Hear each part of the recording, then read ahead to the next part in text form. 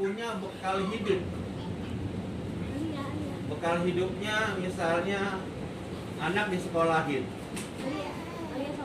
dari SD, SMP, SMA, dan bahkan dikuliahkan. Apa keinginan orang tua? Agar anaknya ini tidak terlantar, agar anaknya ini dihargai orang lain, agar anaknya punya posisi terhormat di hadapan orang. Misalnya, tatkala orang tua menghadapi anak yang gak mau sekolah, ya kan ya? Kadang-kadang ada orang tua mengatakan begini, ini dalam bahasa kampung, lu gak sekolah, mau jadi tukang sampah lu, kan gitu kan ya? Mau jadi tukang minta-minta, ya? Mau jadi gelandangan, kan gitu kan? Iya. Jadi sekolah itu supaya seorang anak tidak jadi gelandangan. Sekolah itu agar anak tidak jadi peminta-minta.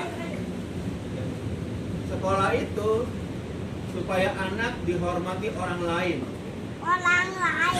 Ya, semakin tinggi sekolahnya, kehendak orang tua agar anaknya ini punya istilahnya martabat, punya status di hadapan orang. Ya.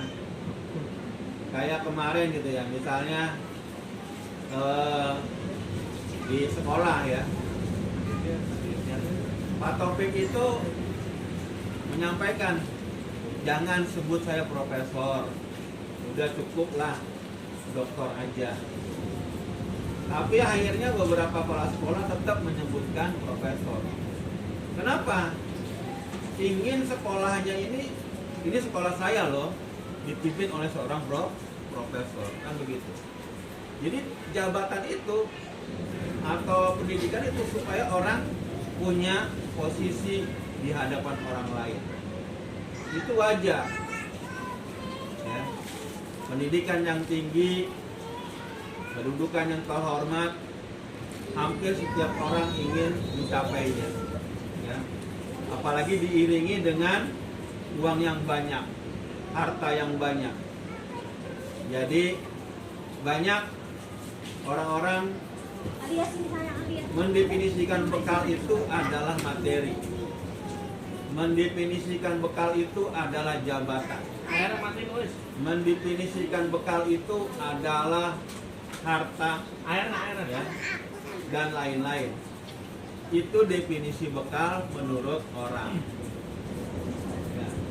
Namun Allah Subhanahu wa Ta'ala berbeda dengan kita. Bekal hidup itu kata Allah adalah takwa. Apakah dengan takwa dia menjadi seorang misalnya hanya pedagang? Misalnya dengan takwa dia hanya jadi seorang supir. Dengan takwa dia hanya menjadi seorang karyawan. Ya. Namun di sisi Allah Subhanahu wa Ta'ala, yang tertinggi di hadapan Allah adalah takwa. Ya. Dan bahkan Allah dengan tegas mengatakan, inna akramakum indallahi atqakum. Di sisi Allah itu orang takwa, bukan orang kaya. Di sisi Allah itu orang takwa, bukan orang pintar. Di sisi Allah itu orang takwa, bukan orang yang jabatannya tinggi.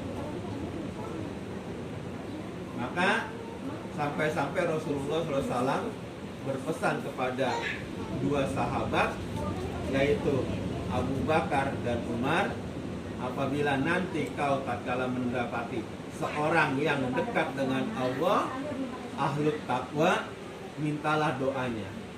Siapa dia? Uwais Al-Qarni. Dia adalah Uwais Al-Qarni. Dia tidak disebut siapa-siapa dan dia bukan siapa-siapa. Ya.